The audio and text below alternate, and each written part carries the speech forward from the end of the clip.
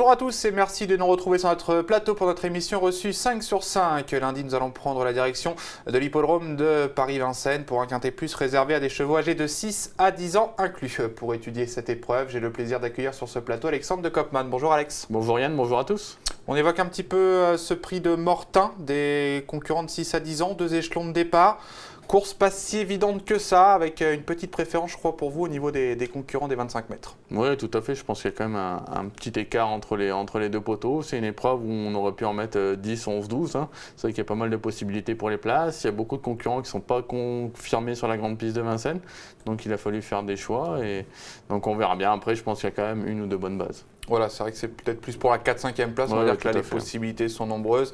Mais il y a quand même des favoris qui se détachent et on va écouter tout de suite votre sélection. Allez, c'est parti. Le 14, Action Partage. Le 11, Andalouse. Le 15, Arlington Dream.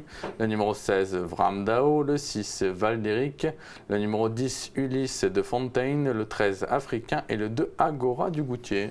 On évoque votre favorite. Elle s'appelle Action Partage. Portera ici le numéro 14. Une jument qui avait brillé tout au long de l'hiver dernier sur l'hippodrome de Vincennes. On l'avait déférée avec une certaine réussite. Et là, on voit sa dernière victoire avant de connaître un petit break après. Oui, c'est vrai qu'elle a réalisé un très bon meeting d'hiver. Vous l'avez dit, déférée des 4 pieds à Vincennes, elle est tout simplement invaincue en 2 sorties. Bon, là, elle battait Ami Dandy. Je trouve qu'elle a encore franchi un cap depuis. Elle est vraiment étoffée. Elle m'a beaucoup plu, moi, pour sa rentrée à Cabourg. Elle a fait la faute, certes, au bout de 100 départ, mètres. Mais on a vu en retrait derrière, je crois qu'elle leur marchait dessus, tout simplement. Elle était ferrée. Là, elle va être dev des 4. Non, je pense que c'est la base absolue. L'écurie en forme. Non, pas grand-chose contre elle. Alors, pour vous titiller un petit peu, toutes ces victoires cet hiver, c'était uniquement des courses réservées aux juments. Mais bon, je pense qu'elle peut affronter les mâles sans trop de soucis. Ça ne me perturbe pas trop. Et puis de toute façon, il n'y en a qu'un à battre au niveau des mâles. Ce sera Arlington Dream s'il fait sa course. Donc non, je ne suis pas inquiet par rapport à ça. Donc on fait confiance à Action Partage. Le numéro 14, vous lui opposez une autre jument de la même génération. Elle portera le numéro 11, c'est Andalouse. Jument qu'on a mis un petit peu de temps à retrouver. Et ces dernières semaines, par contre, elle nous a gratifié à plusieurs reprises de belles fins de course. Ah, tout à fait. C'est vrai que le déferrage aussi porte ses fruits avec elle. À Cabourg, elle échoue finalement de peu pour la victoire face à Vittel de Brévol. Et le dernier coup en gain, elle a affronté les 5 ans. Elle n'est pas très heureuse dans la ligne droite. Elle finit pas mal de ressources. Voilà, en plus, elle a dû encore monter en puissance là-dessus. Elle mériterait de trouver sa course. Maintenant, il faut que ça se passe bien, il faut avoir le bon parcours.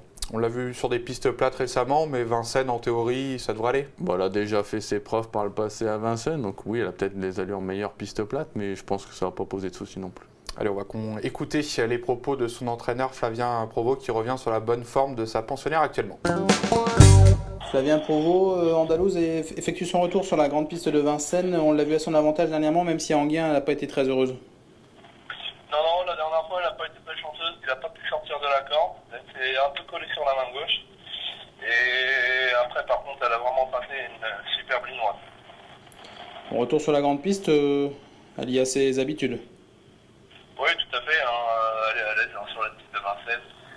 Peut-être légèrement moins à l'aise à gauche qu'à droite maintenant, mais ça va quand même. Légèrement moins à l'aise à gauche, mais c'est vrai que la grande piste, en théorie, il n'y a pas de souci pour elle, elle la connaît. Et puis on peut penser que c'est une jument qui doit courir cachée et toutes les bonnes chances en 25 mètres. Donc si elle a le bon wagon, c'est une jument qu'on peut prendre en base ou pas? Oui, je pense, dans les 5 premiers, c'est une bonne base. Donc elle n'est pas fautive, on la garde. On va maintenant se compliquer un petit peu la tâche avec le numéro 15, c'est Arlington Dream que vous avez retenu qu'en 3e position. C'est vrai que c'est un cheval entraîné par Philippe Allaire, on connaît sa classe, mais c'est un cheval qui est imprévisible et qui d'ailleurs cette année a pris une 6e place et sinon que des disqualifications. Ouais, c'est vrai que c'est le casse-tête de la course. Arlington Dream, s'il trotte, c'est le meilleur du lot. Il a déjà marché 13 sur le parcours, il gagnait un semi-classique. Et ça remonte déjà à plus d'1 an. Et puis depuis, c'est le néant, beaucoup de disqualifications. À Vincennes, l'intersection des pistes, pour lui, c'est problématique. Il fait la faute maintenant 2 fois sur 3. Donc là, on lui a laissé le temps de faire un petit break. La rentrée n'était pas mauvaise du tout. Voilà, après, je sais que Philippe Allaire a demandé du coup à son driver de le mener plus sagement, de venir de derrière. S'il reste sage, première chance. Maintenant, c'est compliqué à savoir avant le coup. Ouais, c'est un cheval qu'on ne prend pas en base pour les gens qui veulent faire des jeux. C'est peut-être pas la bonne base à prendre dans ce cas. Ouais, cardiaque s'abstenir avec lui. Allez, par contre, on va parler d'une candidature d'un cheval bien plus régulier, c'est le numéro 16, Vramdao. C'est un peu le même profil qu'Andalouse, un cheval qui nous avait un petit peu déçus l'hiver dernier, qui a mis du temps à retrouver la bonne carburation. Et là, depuis de nombreuses courses à droite, à gauche, c'est vraiment très très bien. Ouais, bah là, du coup, on le retrouve à Anguin, et c'est vrai que ce jour-là, il faisait une superbe ligne droite, hein. On avait Orientors, du coup, qui était devant, mais il a regagné beaucoup de terrain dans la phase finale. Alors, on peut le voir avec ses allures, c'est vrai qu'il est quand même plus confirmé piste plate. À Vincennes, il a toujours un peu plus de mal. Maintenant, je trouve qu'à Vincennes, il a affronté aussi des lots meilleurs que celui-là. Il a des bons chronos, 13 effractions à chaque fois. Donc voilà, en courant caché, c'est pareil. Vu sa forme du moment, c'est compliqué de ne pas lui voir une bonne chance, même s'il y a ce petit doute sur la grande piste. Sur la grande piste. Sur les images qu'on a vues, le cheval était déferré, mais il a recouru depuis à Cabourg un quintet où il était ferré, et du coup, ce jour-là, il a très bien tenu sa partie. Ouais, c'est vrai qu'on n'a pas l'impression que ça le transcende plus que ça, donc pour une fois, j'ai pas trop prêté attention à cet élément. Ça marche. Donc pour les gens qui aiment bien ce cheval, ne vous inquiétez pas, c'est vrai qu'il n'y a pas beaucoup de différence entre ferré et déferré. Il sera donc ferré dans ce quintet plus. On va maintenant évoquer une candidature du premier échelon.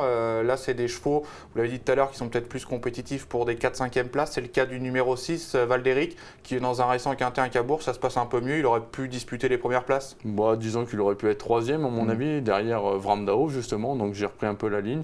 Pas très chanceux au bout de la ligne d'en face. Franck Nivard, du coup, a dû repasser côté corps. Donc voilà, ça lui coûte un meilleur classement. Bon engagement en tête. C'est un cheval dur, hein, qui avait bien couru par le passé, notamment au tronc monté. Voilà, s'il a le bon parcours, en tout cas, j'ai l'impression qu'il est tellement bien en ce moment qu'il peut profiter aussi de la moindre défaillance de chevaux un peu plus compliqués ou qui vont décevoir. Et c'est vrai qu'en plus, vous avez dit, Franck Nivard, il ne l'a pas drivé souvent, mais par contre, souvent quand bien il s'est passé. mis à son sulky, la réussite est bonne. Donc on va s'en méfier.